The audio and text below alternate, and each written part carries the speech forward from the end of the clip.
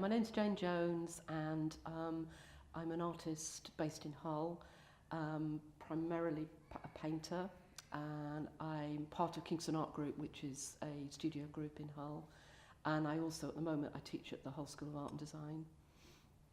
So Kingston Art Group started in 1989, and so we're the longest running studio providers. We have a very simple model, so people just pay rent. We take over buildings that are in very, very poor repair, but very cheap. So, and we rent the individual studios out to individual artists and pay the rent that way.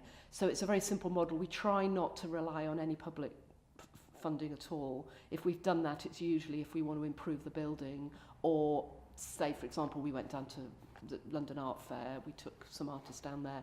So we get some funding for things like that, but our general running is we provide very cheap studio spaces for makers, in Hull, Yes, so Kingston Art Group, as I said, we're a large group of studio providers, and we've had a presence since '89. And then about 7 or 8 years ago, we were invited to be part of the regeneration of the Humber Street, the fruit market area, which is down near the city centre. So 8 of us chose to go and take studio spaces there as almost like as a pilot idea. We thought about ourselves as a little satellite group. We had the mothership, the studio buildings, the main building, and we were like an experimental pilot group that would go and be part of this regeneration. So part of the kind of the responsibility of being one of those 8 artists, that we were more open to the public, we would be more, we would get involved more in the community, so that we would be more visible, as an art group. So initially that was only meant to be for 3 years, and because the regeneration process has taken longer, we've actually been there probably between 7 and 8 years now. So we're just moving out of that. The regeneration is happening, and the building that we've been in, the property developers now want it to develop, to rent to a more commercial property, commercial ventures. So we've been, over the last sort of 6 months, we've been looking at where that small group is going to move to. We still have our main building, but we needed to rehouse that small group of 8 artists. And at the same time, the use of this building was being developed, and it's a massive, I think it's a school, I need to check on that. It's an old Victorian building with very, very large rooms, very high ceilings, very beautiful rooms. And it's owned by the council, but the management of it has been taken over by the Goodwin Trust, who are a charity who are to do with developing communities and community empowerment and enrichment. So they've taken over the building, and for this next year they're going to be developing an ongoing use for this building as a community centre and a community resource and a sort of art and culture centre, really. So one of our members works for the Goodwin Trust, so we got invited again. Group of artists that were down on Humber Street got invited to move into this space. So we've taken over sort of 3 spaces within this much, much bigger complex that Kingston Art Group are going to manage as part of this ongoing the development of this community centre. Yes, I think one of the major impacts it had was on visitor figures. And that sense that there are artists working in Hull. I think there's often been a sense that when people have needed artists, they've looked elsewhere, they've gone to Leeds, they've gone to Manchester. There's not been a sense that people have been aware that there have been artists, working in the city. So I think one of the things it did was it made us more visible, which was, the intention of us being down on Humber Street. So one of the things is now we have a waiting list. So I think in terms of us as a studio provider, people have been aware that we're here, and we've now got, as I say, we've now got more people wanting space than we have spaces to offer at the moment.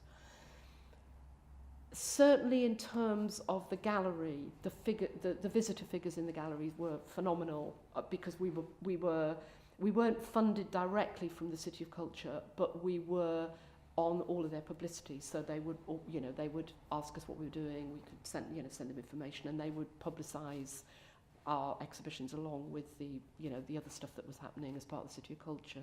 So we benefited from that, the publicity that the City of Culture created. The fact that we were down on the main, Humber Street, which was the main cultural, sort of one of the centres of activity because of the new Humber Street Gallery. We had, in before the City of Culture, we may have been lucky to have 200 visitors in a month show. We were getting 2,000, 3,000, 4,000, 5,000 people through the doors, each month because we were part of that footfall. Whether that's impacted on people's individual practices, I would be reluctant to say it had an impact. I think we did sell more, because of just the fact that there were more people through, but not significantly more.